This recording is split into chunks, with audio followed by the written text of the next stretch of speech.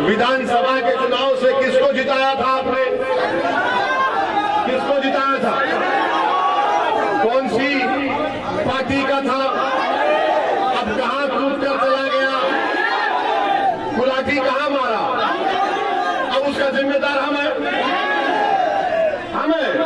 हमने उसको कहा था कि बेटा गुलाटी मार के मोदी जी के कोर्ट में जाकर चाय पी ले।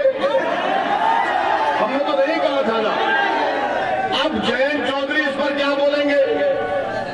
जयंत चौधरी के पार्टी से ये कूद कर नरेंद्र मोदी और योगी के साथ बैठकर उस पार्टी का प्रत्याशी बनकर यहां पर आया। आपका वोट जाय होगा, याद रखिए।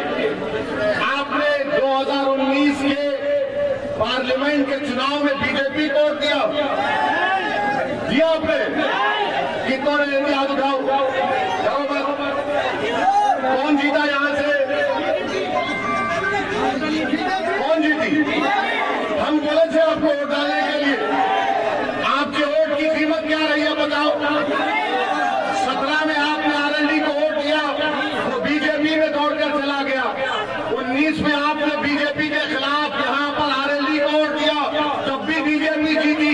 आपकी जिम्मेदारी नहीं है बीजेपी को सिर्फ हराना, आपकी जिम्मेदारी खुद कामयाब करो, बीजेपी को भी हराओ। हमारे दिमागों में 50 साल से बात डाल दी गई, आप नहीं जीत सकते। मैं आपको मिसाल दे रहा हूं। हाथी होता है ना, तो बचपन से हाथी को एक मामूली सी जंजीर में बंद करके रख दिया जाता है, और जो हाथी बड़ा हो जाता है तो हाथी यही समझता कि जंजीर से जकड़ा हुआ हो। मैं आपसे कह रहा हूं, आप बहुत ताकतवर है। अल्लाह ने आपको बहुत ताकत दी है, इन जंजीरों को तोड़ो, ताकत बनो। आपके मुकद्दर के फैसले आप खुद कर सकते हैं, बशर्ते कि आप अपने फैसलों पर इत्तेमाद करें, बशर्ते कि आप पूरे अल्लाह की जात पर भरोसा करके अनीस के अपने वोट का इस्तेमाल करिए।